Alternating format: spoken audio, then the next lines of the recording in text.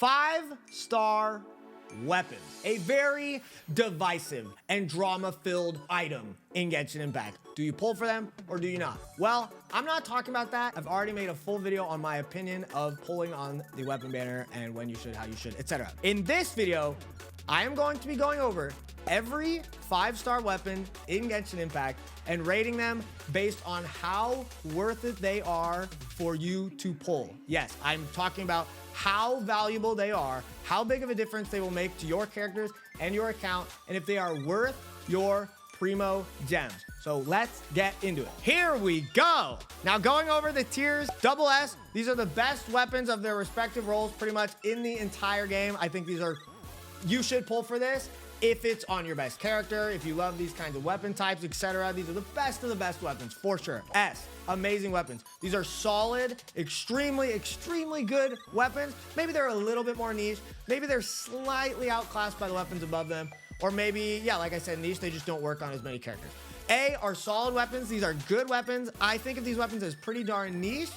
But then B, I keep saying this word, but like in B, we get into even like more niche weapons. Maybe these weapons are good, but they're only good on like one character in the entire game.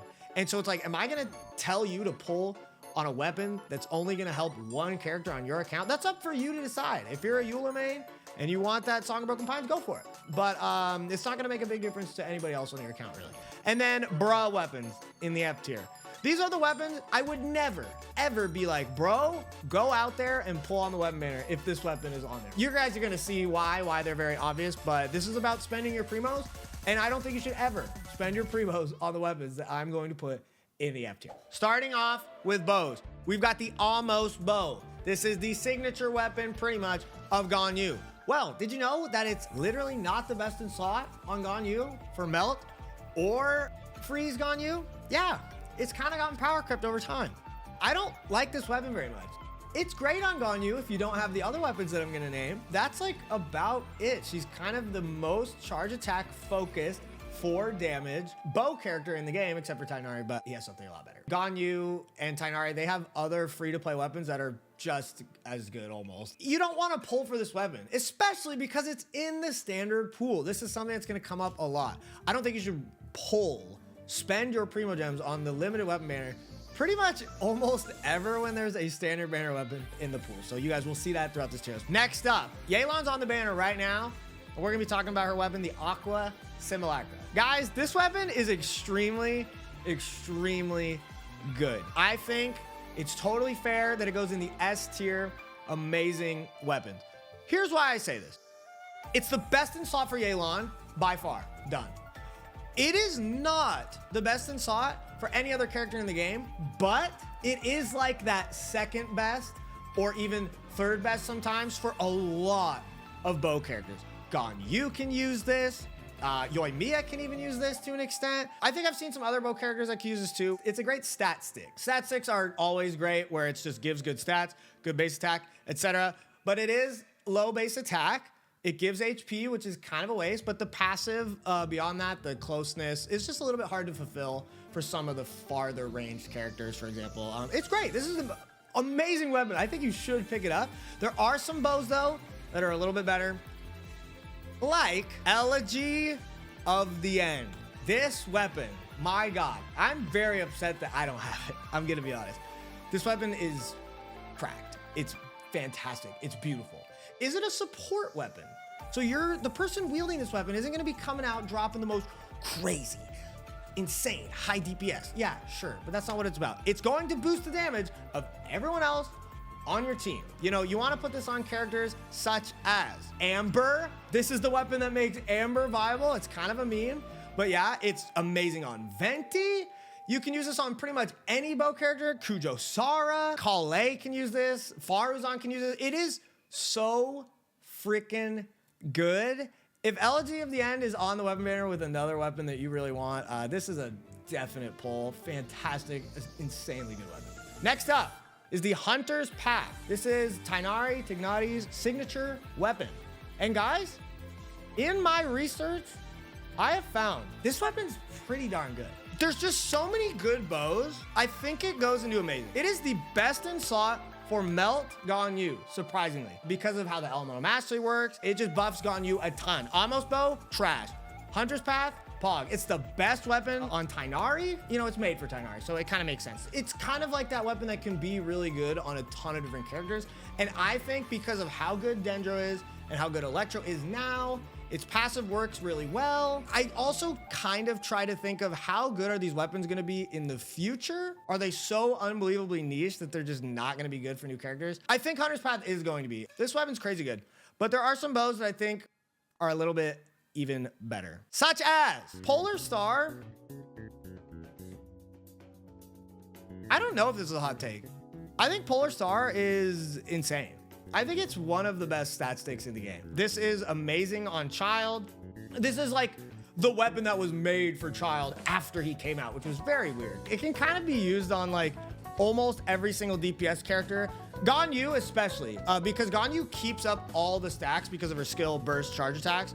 This thing's cracked for Ganyu. I think this is her best freeze weapon. I think it goes Polar Star and then it goes Hunter's Path for Melt. It's the best on Child. And the thing is, it's just really universal. It gives that crit.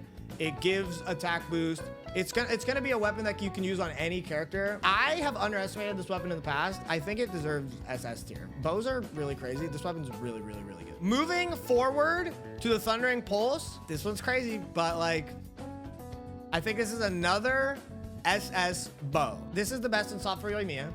This is a fantastic weapon on any DPS bow, just like Polar Star, but one gives crit rate, one gives crit damage. But the passive for Thundering Pulse is not terribly hard to keep up.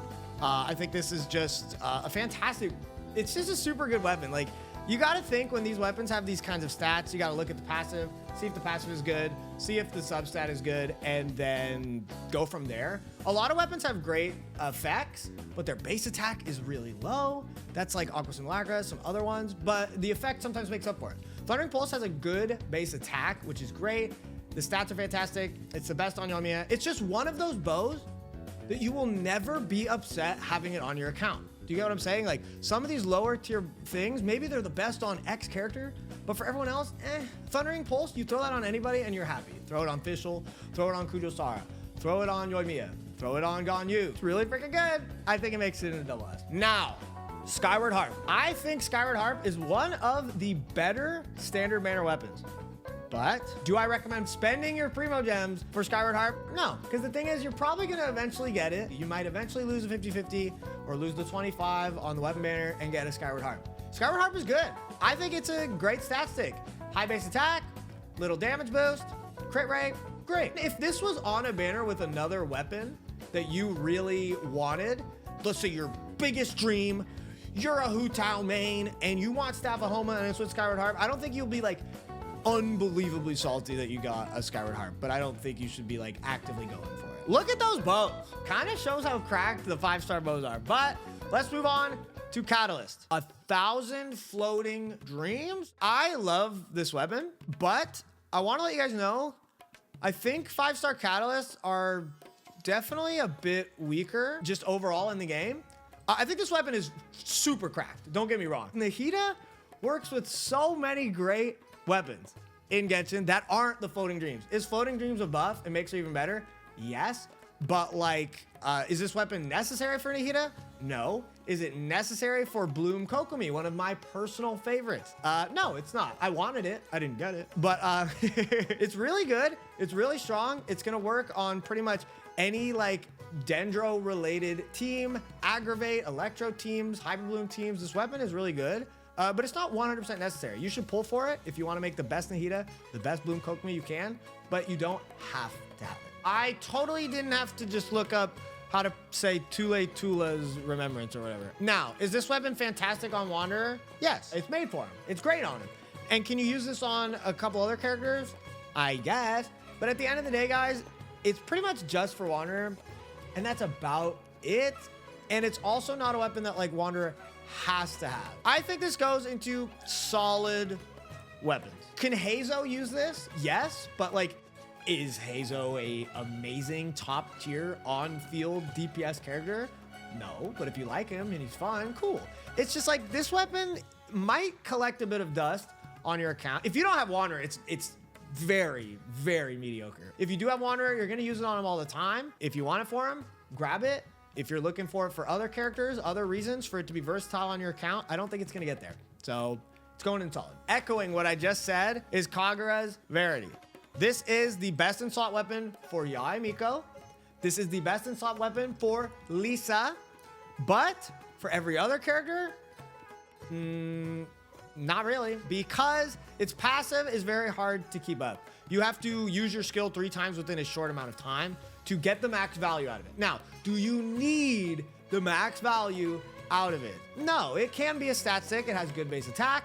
It gives crit damage and a little bit of elemental damage bonus if you use your skill once, right? But it's also just not a weapon that you 100% need. Like, you've got things like Widsith, for example, which like most people already have, and it's just amazing.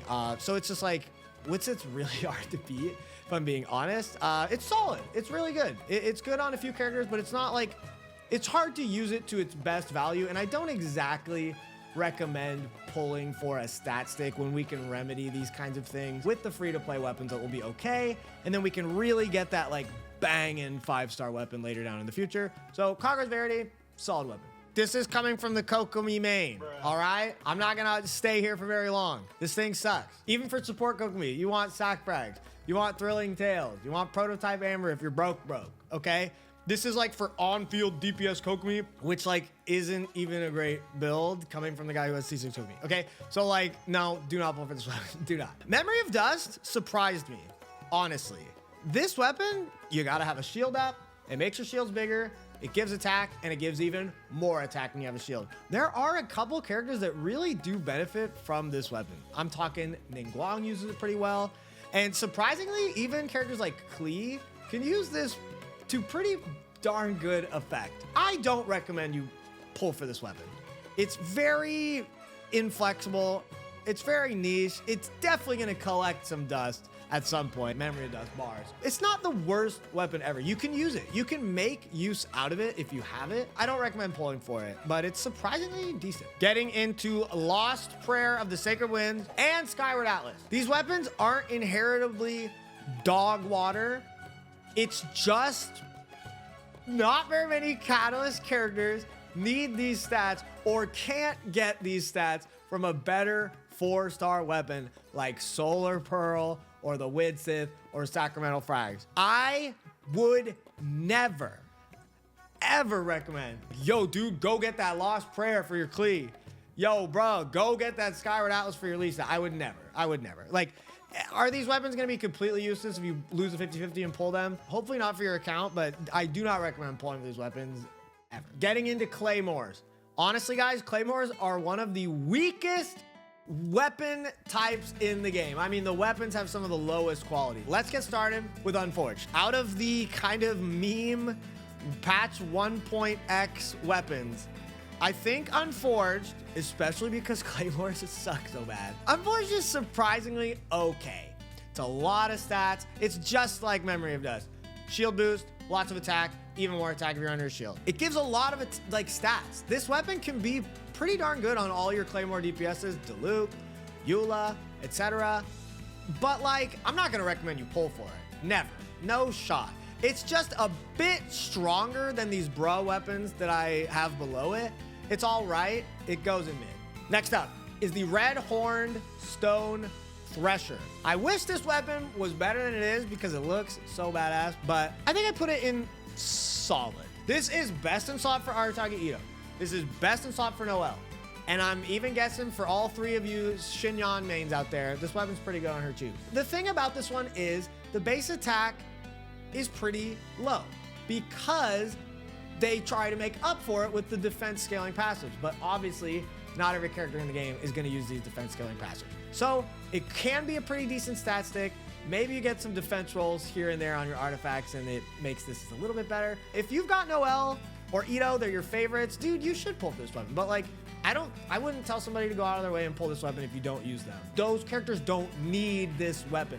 Serpent Spine is cracked, okay? It's very, very good. You don't need this weapon. It's okay, and it's okay stat stick, solid. All right, Standard Banner Curse, boom, Skyward Pride. This weapon can work on some characters like Beto, and Eula, if you've got really bad substats and you can't manage your energy very well. Like Skyward Pride can work, but this is a should you spend your primogems on it? No, don't. If you get it off standard, best of luck to you, homie. Make it work. Don't spend your primos on this weapon. It's very, very mediocre. May come as a surprise. I'm throwing Wolf's Gravestone into the solid tier. This weapon is really good, okay? And it never, ever gets ran on weapon banners. It hasn't been ran in forever. And also, keep in mind, Claymores suck. So many of the Claymores in Genshin suck, okay? So if you can get your hands on a Wolf's Gravestone, I think you'll be pretty happy. It gives a lot of attack. Its passive is really good if you can proc it. You have to hit a character that's under 30% HP.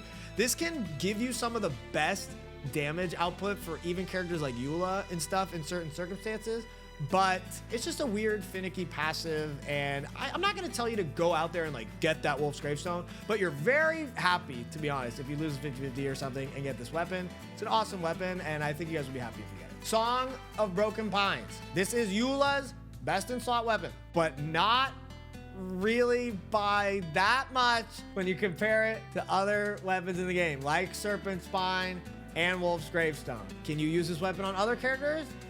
Not really. Like, you can kind of put it on Razor or Xinyan, excuse me, but it's like kind of a meme. It's great on Eula, but besides that, that's it. Done. Zip, zilt, zero. And you can get other weapons on Eula that are like just a little bit worse and still really good. So like, do I recommend you go out there and spend your primogems on this weapon? If you're not like an ultra Eula simp, probably not. Just stick with the Wolf's Gravestone you got. Just get the battle pass 5 times and get an R5 Serpent Spine, because it's crap. R5 Serpent Spine is arguably better than all of these Claymores, okay? I'm serious. That's where it goes. It's going in the mid weapon. Another one I had to look up, the Light of Foliar Incision. This is all Hytham's signature weapon. Pretty much what it does, you get crit damage, you get a little bit of crit rate. You have to use a normal attack with elemental damage. So not that many sword characters can do that, okay? Keqing could use this. Ayaka could use this. This is made for all Hytham. Now, we're gonna get to another sword that is better for both of those characters that I just named, Keqing and Ayaka. It's better for both of them. But this weapon is pretty good. I think this weapon has a bright future in Genshin Impact, the more characters that come out, etc. I think this weapon is pretty diverse, cool. The thing about it is it uses Elemental Mastery, okay? Like, you need a good Elemental Mastery stat to get the most out of this weapon. And for example, Ayaka doesn't want Elemental Mastery. And not every sword character wants Elemental Mastery. So I think if you're an All Hytham main, you should pick this up. I think it's a great weapon. I don't think it is like a super, super high priority. Unlike Mist Splitters Reforged. This weapon is cracked. I think this is the 100% best 5-star sword in the game. I feel like they forgot to lower the base attack of this weapon because it is the maximum one-handed sword base attack, 674, with insane crit damage and an insane passive that gives you a bunch of bonus damage. This thing is cracked. This is the best in slot for Ayaka. This is the best in slot for Keqing. This can be used on any sword character in the whole game. I'm talking Ayato, I'm talking All Hytham, and you can run this on Bennett, dude. Bennett does a lot of damage if you build him right, okay, as well as boosting your team up, but it's also the highest base attack possible, so Bennett is going to still give the biggest attack boost possible. This weapon is insane. If you play any of those characters, any sword character in the game, this is the weapon to get. You will not be sorry if you get this weapon. Mist Splitter is cracked. Akia Favonia, boom. I hate this weapon, baby. Surely it's not because I have an R2. I'm going off on a quick tangent. This weapon, does it have the highest base attack in the game? Yes. So can you put it on Bennett and get the biggest attack boost? Yes. Does it do anything else for him? No. It is a weapon with a passive and an effect and a substat that isn't built for a single character in this entire game. Genshin has been out for like almost 3 years. This sword is not made for any character in the game. It's a joke. It's a meme. I hate this weapon so much, dude. You can use it on physical Keqing, okay, but is physical Keqing some like super meta good build that's gonna go into the late game? No, it falls off pretty hard. Can you use this on your meme Chi-Chi physical DPS build? Sure, maybe it'll work on that.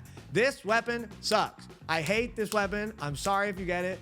Don't pull for it. Next up is a fantastic 5-star sword, the Primordial Jade Cutter. Guys, I'm going to put this in amazing weapons. Some people could argue this for SS. This weapon is super, super good, but it's almost like that like little brother weapon, the like bride to be weapon. It's really good, but there's always a weapon that ends up being a little bit better than it. This is like the second best weapon or the third best weapon for a lot of different characters. Gover said, chat, worst Mistsplitter. It kind of is. It's really good, but like for every character that uses this, you'd rather have Mistsplitters or Forge. So like, I can't warrant putting it in the same tier as Mistsplitter when you could just get the Mistsplitter instead. This weapon is awesome. If you get it, you should be very happy. Xing Cho's gonna love this. Ike is gonna love this if you make sure you don't have too much crit, etc. Everyone's gonna love this weapon. I just think Mistsplitter is better. I think S is very fair. It's a very good weapon. Harangapaku. I love this sword because I think it looks so friggin' cool. But that's not what this tier list is about. It's about power. And this weapon is really darn good. It's the best in SOT for Ayato. It's a signature weapon, but it's also a weapon that can work on a lot of different characters. It gives crit, it gives elemental damage. This is all good stuff that we all like to see. This can work on Kaching, this can work on Aika, this can work on a lot of different characters, and that's kind of what these weapons are all about. We're getting kind of repetitive with the swords because there's a lot of swords that just like boost your damage, have attack, and give crit, right? It's just another one of those, but it's really darn good. If you're an Ayato main or, you know, really like it and want to use it for other characters, look into it and grab one. Now we've got the Freedom Sworn. Did you know it's just called Freedom Sworn? I always called it the Freedom Sworn Sword. Anyway, look at this symmetry, bro. Oh my God. Look at this bingo board weapons. It's S tier. This weapon is broken. It is just like Elegy of the End, but for sword characters. So just Kazuha uses this amazingly. You can run this on Kuki. You can run this on Albedo. You can run this on Kaya, for all I care, on some melt team. You can run this weapon on like any character in the game, any support-ish character, and they are going to go crazy hard, boosting up the team, doing crazy damage. You guys gotta look into this passive because it's pretty darn long, but it's just that good. Freedom Sworn is a weapon that anyone would be happy to get on their account, and it doesn't come around as often as we'd like. So if you're a Kazuha main or a support main who wants some cracked weapons, grab a Freedom Sworn. Next up is the Key of Kaj Nasut. This weapon gives a ton of HP, and then it can share some elemental mastery based on your HP. It's kind of a meme, but I'm gonna be honest, the more I looked into this weapon, I kind of put it in mid tier instead of bro weapons. This weapon is like made for Nilou. It's gonna boost her bloom damage a ton, and the passive is great. But the thing that let me put it into mid is it's also a super, super good weapon on Kuki Shinobu, which is one of the premier Electro supports right now because she provides heals, good damage, off-field Electro, and it really enables these Hyper Bloom teams. So it's just like, that's what kind of let me put it into mid. And then, I don't know, it's a pretty weird niche weapon, but I think in the future, maybe there'll be a couple more characters that can utilize this too. Shoutouts to Kuki, she got it into mid tier. I don't really recommend you pull for it, I'm gonna be honest, but hey, you do you. The Skyward Blade. Yet again, I don't think we should be surprised. You should not pull for this weapon. Can you make it work? Yes. Should you spend your Primogems on it? No. It's all right. It's okay. Don't pull for it. Last sword, Summit Shaper. Boom. Guys, look. This sword gives a lot of attack, but sword characters really want more stats than that. It's another weapon. Yes, you can make it work, right? It's just like the Unforged. It's not that bad. You get a lot of stats out of it. Cool. But as you guys can see, the one-handed sword competition is way more fierce, and I don't think anyone would be thrilled to get this weapon on their account. There's so many swords that are better. I don't recommend pulling for this weapon. Lastly, we've got the Polearms. Okay, a very cool and fun classic Genshin. I'm gonna start it off with the Skyward weapon. Bam! Who's surprised? I'm not. You've heard me say it. You can make it work. Don't pull for it. This weapon is mediocre. I'm moving on. Calamity Queller. This is Shen He's signature weapon. Calamity Queller is a lot of attack. A lot of attack. It's kind of like Unforged and Summit like that, but like way easier to get all the attack, and it's even more attack. The base thing is on this is crazy. So guys, I'm gonna put this in solid weapons. I don't think you should like really go out of your way to pull for this unless you're a Shenhe main, but it's one of those weapons where like if it's the 5-star polearm you have on your account, you're not gonna be like terribly upset. Xiao can use this. Other DPS characters can use this, okay? Are there gonna be ones that might be a little bit better? Sure, but it's pretty darn decent. So I'm gonna put it in solid, but we've got some stiff competition here. Next up, we've got the Primordial Jade Wing Spear. This is, surprisingly, even with all the cracked polearms we've gotten, Xiao's best in slot weapon still. And I would argue that this is like the go-to stat stick polearm in Genshin. It gives crit, it gives attack if you can fulfill the passive of being on field for a while. It's just got really good stats. But here's the thing, it's a part of the standard banner. So you can lose a 50-50 and get this. You can lose on the weapon banner and get this randomly. So like, I'm not gonna really recommend anybody pull for any standard banner weapon. This is really high, in my opinion, for a standard banner weapon. It's a great weapon, it's a great stat stick, it's versatile, and it's great on Xiao. But I still don't think I would go out of my way to spend my primos on this unless you're a Xiao main. We've got a king daddy of polearms right here, Staff of Scarlet Sands. Cyno's signature weapon. But homies, I can promise you, this bad boy works on a whole lot more than just Cyno. This is best in slot weapon for Cyno. This is best in slot weapon for like melt and reverse melt Rosaria. This is best in slot weapon for some national Xiangling teams. This weapon is so freaking good. A ton of crit rate, great stats, elemental mastery bonus, attack bonus. This thing is super, super good. If you use any of those characters I named, or pretty much any polearm character that you want to make really, really good, you should grab a Staff of Scarlet Sands. This weapon is easy SS tier, for sure. Speaking of SS tier, SF tier, this is once again a weapon that can work. You can get the stats out of it. You can do this, you can do that. But all these polearms I just listed are better. You get the catch for free, for example. I'm gonna put that in Brudge. The Staff of Homa, baby. Cue the heaven music, editor. I love this weapon. This is free as hell, double S tier. It gives a ton of attack, a ton of crit damage. And then the passive, a little bit of HP, but then it boosts your damage even more based on your HP. Every character has HP, all right? Maybe they don't have like 40K or whatever, but they're still getting an even further damage boost. And then if you're below half HP, which happens sometimes, okay? Sometimes we mess up. Sometimes we forget to do the shield, okay? You just get even more damage. This is a crazy stat stick for so many characters. It's the best in slot for Hu Tao. It's the best in slot for any kind of like damaging Zhongli build. Zhongli, sorry, don't want to get canceled TikTok. Except if you're running like Crescent Pike on physical or whatever. It can work on Raiden Shogun really, really well, surprisingly. It can work on Xiangling. It can work on Rosaria. This weapon is crazy. It is the ultimate stat stick, okay? The ultimate stat stick is Staff of Homa. This thing is cracked. You will be so happy if you get it. I have 2 of them. I ain't making an R2. I got 2 level 90s, and they're beautiful. Lastly, but not least, Engulfing Lightning. I really like this weapon. I don't put it in SS because I do think it is like pretty niche. Look, if you're a Raiden Shogun main, if you love Raiden, get this weapon. It's her best in slot. GG. It's cracked. Now, is it that good on multiple different characters in the game? It's good on a couple. It can be good on some Xiangling teams. It's like the Overload one. It's pretty good on her. You can use this on Shenhe. You can use this on Yunjin, for example. It's cool. It's good. The thing is, it's just like, it's not as versatile. But dude, if you're a Raiden Shogun main, this is double S tier. Grab it. It's awesome. You're not going to be disappointed at all. It's just could collect some dust on your account if you don't have Raiden Shogun, is what I'm trying to say. So ladies, gents, and NBs out there, this is the final look at the weapons tier list. There's plenty of good options out there, guys, and pulling on the weapon banner can be hell, but I can promise you that it's worth it sometimes if you're smart and you pull at the right time. I hope this video was helpful, guys. I always, really think of these guides as a way that I can share some of my knowledge so that you guys use your resources the best you possibly can.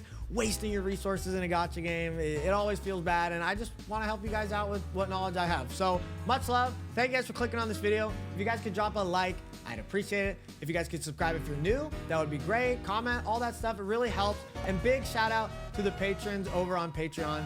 Poison Tongue Boy, Baked Ayu, and Zik. I appreciate your guys' support, helping me and my girlfriend create these videos full time. You guys rock. So guys, with that, I bid you adieu. I'll see you guys in the next Genshin video.